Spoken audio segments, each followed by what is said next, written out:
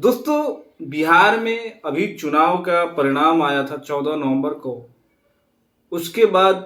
जो RJD party है उसकी बहुत ही बुरी तरह से हार हुई थी और कयास लगाया जा रहा था कि आरजेडी का सरकार बनेगा और नहीं बनेगा फिर भी जो है पार्टी जो है बहुत ज़्यादा बढ़िया जो है परफॉर्मेंस करेगी और करीब 100 प्लस सीटें लाएगी। यानी किसी की भी सरकार बनेगी तो दोनों पार्टी जो है आमने सामने होगी, लेकिन मात्र 25 सीटों पे जो है आरजेडी सिमट जाती है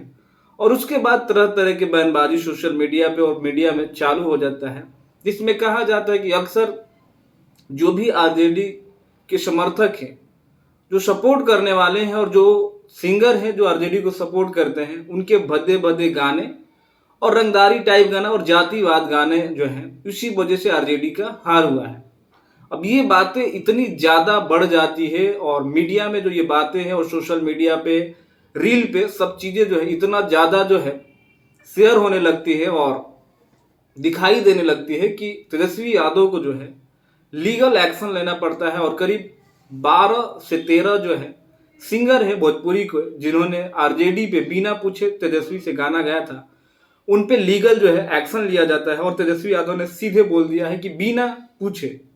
ना ही वो तेजस्वी यादव और ना ही आरजेडी पार्टी का जो है नाम लेकर आगे से गाना गाएंगे। तो ये सारी चीज़ें जो है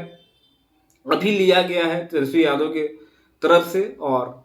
सीधे तौर पे देखा जाए तो एक अच्छी पहल है तेजस्वी यादव की, क्योंकि